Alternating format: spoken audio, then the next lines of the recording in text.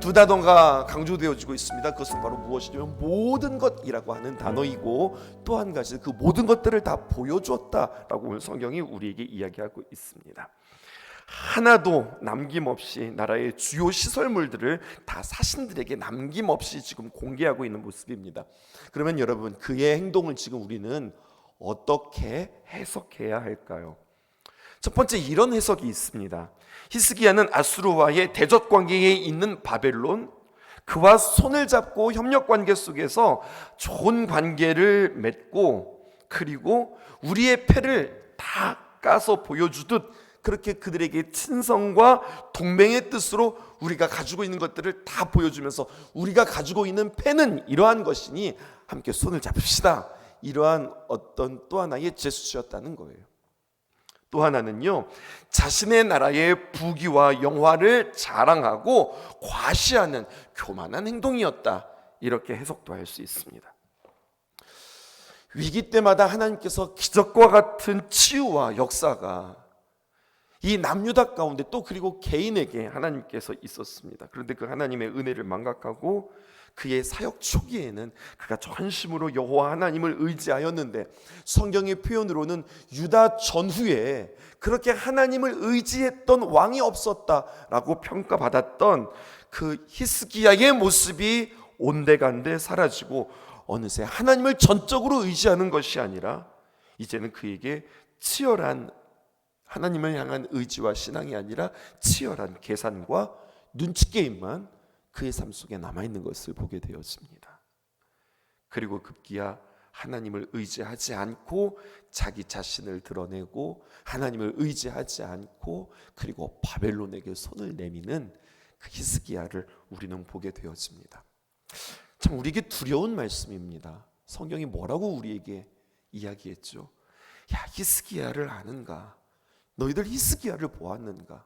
당대에 그만큼 하나님을 의지했던 자가 유대 왕들 가운데 없었다라고 그렇게 빛났던 그 히스기야가 오늘 보니까 이렇게 교만하고 이렇게 무너지는 모습들을 바라보면서, 신앙은, 우리의 신앙의 시제는 과거가 아니라 지금 나는 하나님 앞에 어떤 모습으로 서고 있는가, 지금 나는 하나님 앞에 어떤 믿음의 상태가 있는가, 과거가 중요하지 않은 겁니다.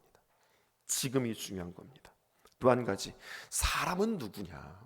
우리 안에 드러나는 본성을 주님께서는 우리에게 이야기하는데, 사람은 누구나 다 드러내기를 좋아하는 본성이 자신의 마음 가운데 있다는 거예요.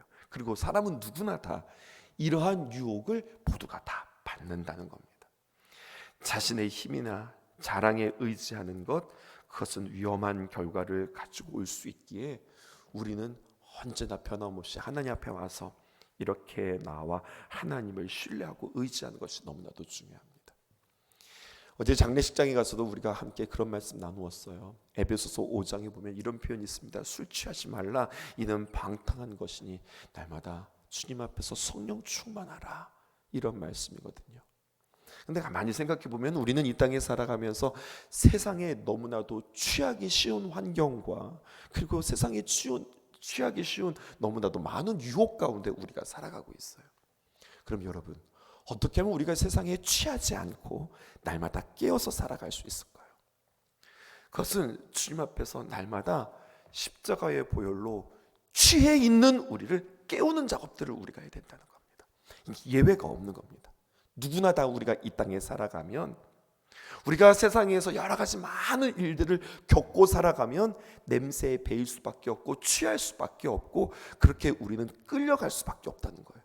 그런데 그럴 때마다 여러분, 예수 그리스도의 십자가의 거룩한 보혈로 우리가 다시 한번 깨어나고 또 다시 한번 깨어나고, 우리를 정결하게 하고 정결하게 함으로 말미암아 성령 충만보다 더욱더 우선되어지고 선행되어지는 것은 십자가의 거룩한 보혈로 우리를 정결하게 하고, 십자가의 조명 앞에서 내 자신을 발견한 뒤 성령님을 간절히 간구하는 그 사모함 속에 성령님께서 우리 안에 임하시고, 우리는 그리하여서 세상에 취하는 것이 아니라 성령의 충만함으로 살아가는 우리들의 존재라고 하는 겁니다.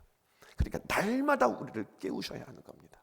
그리고 우리는 날마다 깨어나셔야 하는 겁니다. 날마다 우리가 밥을 먹고 살아가듯, 날마다 하나님의 귀한 말씀으로 우리를 채우고, 날마다 십자가의 거룩한 보혈로 우리를 정결하게 함으로 말미암아 우리 자신들을 세우고 또다시 세우고, 어제 씻었으면 오늘 안 씻어도 되는 것이 아니라 어제도 씻고 오늘도 씻으며 또다시 내일도 씻어야 하듯, 그렇게 날마다 우리가 주 옆에 우리의 자신들을 새롭게 셈으로 말미암아 깨우는 일들이 부지런히 우리에게 있을 때, 처음도 그리고 지금도 나중도 변함없는 신앙으로 우리는 지속할 수 있다고 하는 사실을 기억해야 하겠습니다. 조금씩 조금씩 더 나아지는 것이 아니라 오늘 히스기야는 그의 걸음이 달라지고 조금씩 조금씩 그의 마음이 변하여짐을 보게 되어지는 겁니다. 바벨론의 포로가 되어질 것이라고 하는 예언이 이제 14절에서 있습니다. 14절 15절 우리 함께 교독합니다. 14절은 제가 읽겠습니다. 이사야 선지자가 히스기야 왕에게 나와 그에게 이르되, 여러분, 히스기야에게는 곁에 누가 있었습니까? 이사야 선지자가 있었습니다. 여러분, 이게 복이에요. 나의 걸음이 잘못될 때에, 내가 삐뚤어갈 때에 내 곁에 이사야 선지자가 있어서, 하나님의 말씀이 있어서 계속해서 나를 깨우는 귀한 말씀을 듣는다는 것은 얼마나 복된지 모릅니다. 그에게 질문합니다. 이 사람들이 무슨 말을 하였으며, 첫 번째 질문, 어디서부터 왕에게 왔나이까? 히스기야가 이르되 먼 지방 바벨론에서 왔나이다. 세 번째 또 하나 질문합니다. 15절 우리 함께 읽어보십시다. 시작. 이사야가 이르되 그들이 왕궁에서 무엇을 보았나이까 하니, 히스기야가 대답하되 내 궁에 있는 것을 그들이 다 보았나니 나의 창고에서 하나도 보이지 아니한 것이 없나이다 하더라. 히스기야가 바벨론의 사신들에게 자신의 나라의 보물창고와 무기고를 활짝 열어서 이렇게 다 보여준 의도와 이유, 그가 바보라서 아니면 너무나도 흥분해서 즉흥적으로 기분 좋아서, 여러분, 그것이 아닙니다. 이 정도로 우리는 힘을 가지고 있고 이 정도로 우리는 가진 것이 많다, 이것을 과시하면서 그들의 상대방의 길을 확 꺾는 그런 속셈 아니었을까요? 근데 여러분, 그렇게 해서 다 보여준다고 하는 자신의 어떤 묘책이 나라의 핵심 기밀을 다 드러내는 아주 어리석은 짓이었다고 하는 겁니다. 이 모든 행동이 어디서 비롯되었을까요? 오늘 성경은 우리에게 그의 행동이 교만에서 비롯되었다라고 역대하에서, 오늘 병행 본문인데 그렇게 우리에게 정확하게 지적합니다. 역대하 32장 25절에 있는 말씀 봅니다. 히스기야가 마음이 교만하여 그 받은 은혜를 보답하지 아니하므로 진노가 그와 유다의 예루살렘에게 내리게 되니, 이렇게 표현되어져 있어요. 히스기야의 마음이 어떻게 되었다고요? 역대하 32장 25절에 보니까 교만하게 되었다. 그에게 은혜란 어느새 당연한 것이 되었고, 하나님의 은혜가 그에게 어느새 권리가 되었습니다. 여기에서 성경에 보니까 이렇게 표현되어 있어요. 그 받은 은혜에 보답하지 않았다, 이렇게 표현하는 거죠. 그가 받은 은혜에 걸맞는 반응을 주님 앞에 나타내지 못했다고 하는 뜻입니다. 그러니까 감사로 반응하는 것이 아니라 그는 지금 뭘로 반응한 거예요? 교만함으로 반응하는 겁니다. 사람이 어려울 때는요, 어떻게 합니까? 하나님밖에 없습니다. 간절히 기도하지만 막상 상황에 한 줄기 희망이 보이기 시작하면 우리는 은혜를 망각하고 자기가 잘나서 된 줄로 착각합니다.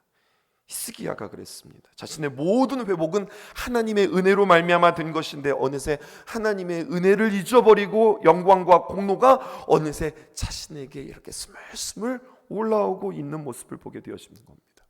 질문할게요. 히스기야가 하나님을 떠났습니까? 안 떠났습니까? 하나님을 떠난 게 아닙니다. 여전히 하나님을 사랑합니다. 여전히 하나님 앞에 예배합니다. 그리고 감격하며 예배했을 것입니다. 그런데 현재의 삶에서는 하나님을 예배하는 사람이었지만 현재의 삶에서는 하나님의 은혜를 망각하면서 살아가더라라는 이야기예요. 예배의 자리와 자신의 삶의 자리가 연결되어지지 않는 겁니다. 역대하 32장 31절에 있는 말씀을 세 번역으로 여러분들에게 대조하여서 읽어드릴게요. 심지어 바벨로니의 사절단이 와서 그 나라가 이룬 이적을 물을 때에도 하나님은 그의 인품을 시험하시려고 히스기야가 마음대로 하게 두셨다. 여러분, 네 마음대로 해보라 그렇게 하나님께서 두시는 것, 이것은 그를 칭찬하고 그에게 복 주시는 것이 아니라 그의 마음대로 하도록 내버려 두셨다. 여러분, 이것은 징계인 겁니다. 우리의 마음속에 이것은 너무나도 두려운 말씀입니다. 바벨론의 사절단은 분명히 그 나라가 이룬 이적을 물었을 거예요. 그러니까 어떻게 그런 중병에서 살아났는지, 어떻게 그렇게 부강함을 이루게 되었는지. 근데 이때 하나님의 의도적으로 잠시 물러서서 히스기야가 하나님께서 지금 하시는 모습, 너가 질문을 하는데 어떻게 대답하는가 보자. 하나님 기대하시면서 어쩌면 더 귀를 쫑긋 세우고 들으셨을지도 모르겠습니다. 테스트하는 시간이에요. 그렇다면 이때 히스기야는 자신을 살려주신 하나님을 간증하고 하나님의 은혜를 말하고 유다를 지키신 하나님을 바벨론의 사신들 앞에서 우리가 한 것 아닙니다. 하나님께서 하룻밤 만에 우리를 이렇게 지켜주셨습니다. 하나님께서 나의 기도 가운데 이렇게 응답해 주셨습니다. 그런데 이러한 이야기들이 그의 삶 속에는 없고 히스기야가 바벨론의 사신들을 환대하면서 나라의 보물과 무기고를 다 보여주었다고 하는 이 말은 하나님의 이야기가 그의 삶 속에 빠졌다는 이야기입니다. 이 소식을 이사야가 들었어요. 그리고 정확하게 세 가지를 이사야가 질문합니다. 본문에서 한번 확인해 볼게요. 다시 한번 14절에 이사야가 히스기야 왕에게 나와 이르되, 첫 번째, 이 사람들이 무슨 말을 하였으며, 두 번째, 어디로부터 왔습니까? 그리고 15절에 이사야가 또 질문합니다. 그들이 왕궁에서, 15절입니다, 뭐라고 이야기합니까? 무엇을 보았습니까? 첫 번째, 이 사람들이 무엇을 하였는가? 이 질문은 바벨론 사신들이 히스기야가 체험한 기적의 치유에 대해서 물었을 텐데 왕은 하나님 앞에 영광을 돌려드리지 않았어요. 자신의 세상적 힘을 과시함으로 하나님을 모욕했다고 하는 질책을 지금 이사야가 하고 있는 겁니다. 두 번째, 어디로부터 왕에게 온 겁니까? 지금 이사야가 몰라서 묻는 거 아니잖아요. 바벨론은 지금 아수르와 다를 바가 없습니다. 왜 분별하지 못합니까? 지금 이것을 이야기하는 거예요. 그 실체를 아는가 질문하면서 왕이 의지하고 도움을 지금 구하고 있는 그 대상이 지금 무엇인가, 이것을 그로 하여금 질문하는 겁니다. 세 번째, 그래서 그들이 왕궁에서 무엇을 보았습니까? 이것은 아수르 못지않게 악한 제국인 바벨론에게 나라의 보물고와 무기고를 다 보아준 히스기야의 어리석고 경솔한 처사에 대하여서 지금 책망하고 있는 모습입니다. 다시 한번 그를 깨우는 거죠. 마찬가지입니다. 하나님의 귀한 말씀 앞에, 이게 참 아픈 말이지만 주님 앞에 이 말씀을 듣고 깨어날 수 있는 저희가 되어줄 수 있기를 주님의 이름으로 축복합니다. 히스기야의 반응이 남아 있어요. 무엇이라고 하였는가? 히스기야가 자랑하고 과시하고 그 남은 보물 남김없이 바벨론으로 옮겨질 것이며, 히스기야 아들 중에는 바벨론으로 포로로 끌려가서 환관이 되어질 정도로 비참하게 되어질 것이라고 하는 이야기. 근데 이 이야기에, 이 말씀 앞에 히스기야가 겸손히 받아들입니다. 19절에 여러분 이 말씀 잘 해석해 보세요. 히스기야가 이사야에게 이르되, 당신이 전한 바 이사야 선지자여 나에게 말씀해 주셨죠. 여호와의 말씀이 선하니이다 하고, 또 이르되 만일 내가 사는 날에는 태평하고 진실이 있을진데, 하나님께서 진실로 내가 있을 동안에는 태평을 보장해 주셨을진데 그 하나님이 어찌 선하지 아니하리요, 이렇게 이야기하는 겁니다. 여러분, 이 말씀만 보면 지금 히스기야가 만족하고 그리고 좋아하는 것 같아요? 아니면 비통해하는 것 같아요? 좋아하고 또 낙관하고 있는 것처럼 보지만, 여러분 오늘 이 본문을 해석하기 위해서 다시 우리는 역대하와 대조해서 봅니다. 역대하 32장 26절에는요 이렇게 기록되어 있어요. 똑같이 이사야에게 들었거든요. 그때 히스기야가, 하나님께서 히스기야에게 뭐라고 그랬어요? 네 마음이 교만하구나. 하나님께서 정확하게 지적했어요. 그때 그 말씀을 들었던 히스기야가 마음의 교만함을 뉘우치고 예루살렘 주민들도 그와 같이 하였으므로, 그래서 여호와의 진노가 히스기야의 생전에는 그들에게 내리지 아니하였구나. 오늘 성경이 우리에게 이렇게 이야기하는 겁니다. 그 말씀을 듣고 그는 회개하고 그 교만한 마음을 내려놓았어요. 여러분, 그래도 그는 영적으로 깨어있는 사람이었기 때문에 자신의 교만함을 뉘우치고 회개했어요. 그러므로 무서운 심판이 히스기야 생전에는 내리지 않았어요. 하나님의 말씀, 때로는 심판의 말씀, 거북하고 껄끄러운 말씀, 이러한 말씀들이 우리에게 계속해서 들려질 때가 있습니다. 그렇더라도 오늘 성경은 우리에게 무엇이라고 이야기하느냐? 받아들여야 한다. 왜? 그것이 나를 치료하고 나를 수술하는 말씀이고 나를 살려내는 말씀이니까. 그리고 마무리가 이렇게 되어지는 거예요. 오늘 끝까지 보셔야 됩니다. 마지막 네 번째, 히스기야의 남은 사적입니다. 한 가지 더 생각해야 할 것은요, 그렇게 그가 하나님으로부터 치유함을 받고 15년을 더 사는 거거든요. 그러면서 15년을 살아가면서 또 하나의 사건이 있었는데 그에게 아들 므낫세가 출생하는 겁니다. 20절, 제가 21절 여러분들이 읽을게요. 히스기야의 남은 사적과 그의 모든 업적과 서수지와 수도를 만들어 물을 성 안으로 끌어들인 일은 유다 왕 역대지략에 기록되지 아니하였느냐. 21절,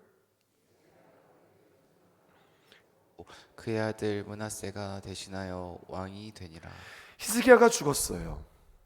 히스기야가 죽고 므낫세가 왕 위에 올랐을 때가 12살이었어요. 그럼 여러분 계산을 해보면 어떻게 되는 거냐면, 히스기야가 불치병에서 치유를 받은 뒤에 3년 뒤에 치유받고 3년 뒤에 그의 나이 42살에 아들을 낳았어요. 그러니까 치유함 받고 아들을 낳은 거예요. 죽을 병에서 나음을 얻었을 뿐만 아니라 아들까지 낳는 하나님의 귀한 은혜가 있습니다. 게다가 42살에 아들을 낳았으면 이것은 나이가 많은 나이에 자식을 낳은 거기 때문에 그 아들은 참 예쁜 아들입니다. 그러기에 내가 생명도 다시 얻었어요, 아들도 다시 얻었어요. 얼마나 이뻐하면서 애지중지 키웠을까요? 그런데 여러분, 이 므낫세가 유다의 왕들 가운데 가장 악한 왕으로 평가되었습니다. 므낫세 무려 55년 동안 나라를 다스려 엄청나게 오래 나라를 다스린 거예요. 근데 그 55년 동안 오래 살면서 그가 했던 일들은 아버지가 정리했던 우상의 산당들을 다시 세우고 백성들로 하여금 적극적으로 우상 숭배를 하게 하였을 뿐만 아니라, 여러분, 그 하나님께서 가장 가증하다고 했던 그 자식을 불 가운데 지나게 했던, 여러분, 그러한 인신제사 또한 이 므낫세 왕이 드립니다. 히스기야가 하나님께 기도해서 병도 나았고 덤으로 받았던 15년 사이에 오늘 성경에 보니까 열심히 일했어요. 나라를 열심히 돌보았어요. 저수지도 만들고 수로도 만들고 물을 성 안으로 끌어들이는 아주 귀한 일들을 감당했어요. 지금도 이스라엘에 가면 그 히스기야 터널이, 그 관계수로를 만들었던 그 터널이 지금까지도 있어요. 몇천 년이 지났는데도 지금까지도 만들어 놓을 만큼 굉장히 과학적으로 아주 잘 만들어 놓은 터널 수로 공사가 있었어요. 그런데 동시에 그에게 주어진 시간 동안에 일은 잘하였으나 자식이 낳는 이 아들이 자신의 나라를 파멸로 이끄는 일들만 골라서 하는 악한 왕이 되어질 정도로 그에게 신앙은 전수되지 않았어요. 업적은 이루었는데, 나라를 위하여서 아름답게 만드는 일들은 있었는데 신앙은 흘러가지 않았어요. 여러분, 그러니까 복을 받는 것 그 자체가 중요한 게 아니에요. 그 복을 받았으면 그 복을 가지고 하나님 앞에 어떻게 영광을 돌리느냐, 하나님을 위해서 어떻게 아름답게 쓰이느냐, 여러분, 이게 중요한 거예요. 그저 오래 사는 게 중요한 것이 아니라 하루를 살아도 하나님 보시기에 가치 있게 살아가는 게 중요한 거예요. 덤으로 받았던 인생 15년, 우리에게 참으로 많은 것들을 생각하게 해줍니다. 우리에게 주어진 시간은 오늘뿐이라는 거. 오늘의 시간을 다시 한번 건져내면서 내 만족과 내 기쁨이 아니라 하나님의 말씀에, 때로는 아픈 말씀이 나에게 주어진다. 때로는 하나님께서 우리에게 귀한 사명들을 주실 때에 그 말씀에 순종하고 그 말씀으로 내 자신들을 다시 한번 깨워내는 저와 여러분들 되어지기를 주님의 이름으로 축복합니다. 오늘 오늘 이 히스기야 말씀 통하여서 우리는 기도 제목 세 가지를 붙들고 특별히 체육대회와 함께 연결하여서 함께 기도하기를 원해요. 주께서 다스리네 내 삶을, 주께서 다스리네 내 삶을, 주께서 일하시네 지금도 주께서 일하시네 내 삶에 주께서 다스리네 내 삶을, 주께서 다스리네 내 삶을, 주께서 일하시네 지금도 주께서 일하시네 내 삶에. 주님만 의지해요, 주님만 의지해요, 주님만 의지해요, 주님만 의지해요. 예 주님, 주님만 의지해요, 주님만 의지해요, 주님만 의지해요. 예 주님, 주께서 다스리네 내 삶을, 주께서 다스리네 내 삶을. 주님은 일하십니다 지금도, 주께서 일하시네 지금도 주께서 일하시네 내 삶에. 우리 함께 주님을 의지합시다. 주님만 의지해요, 더욱더 주님만 의지해요,